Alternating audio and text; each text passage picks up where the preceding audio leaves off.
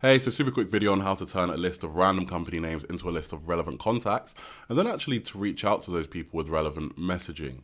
Now, this is an example from one of our clients that had actually been storing up company names really over years, right? And so what we did was break this down into a few different campaigns, and you can see the results here. So this is one of the campaigns, and they had a 10% reply rate, a good number of those positive, and really because they'd been storing up all of these contacts for so many years and they knew that they were all a really great fit for what they did, a lot of those meetings were very high quality too.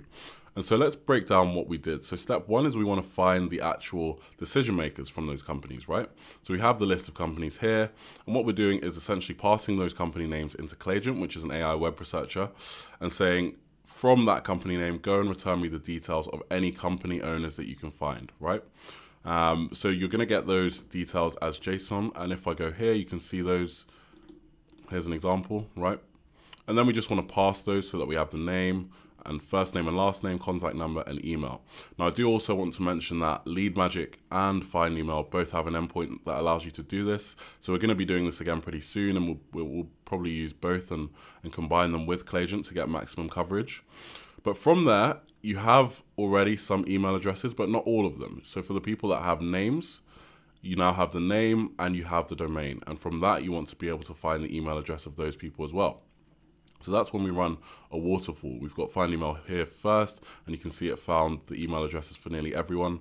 But where it didn't, it's going to go into the second one, which in this case is Lead Magic. So now we have a list of contact emails for all of those people. We know that they're decision makers at those companies, right? Now, this was a pretty simple campaign. But what we wanted to do to emulate the way that their team would manually reach out to people is do some research on the company, which could either be something interesting about the company, or it could be a recent media feature that they've had, because what we're essentially pitching is more media placements. And the question that we want to ask is, hey, based on, this media placement that you had here, how do you think getting more of those would affect your business or affect the way that your brand is perceived, right?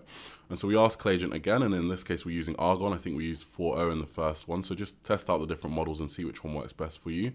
But the prompt is research a company and gather specific information, and these are the instructions. So we want them to visit the domain, and they're looking for media features, they're looking for any case studies or past work, and then we just want a summary of all of those findings, right? I think this is based off an Eric Noroslavsky prompt, so thanks for that, Eric.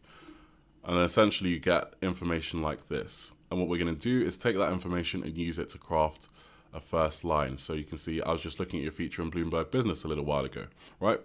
Perfectly fine first line for an email, and exactly the way that their team would reach out to people manually.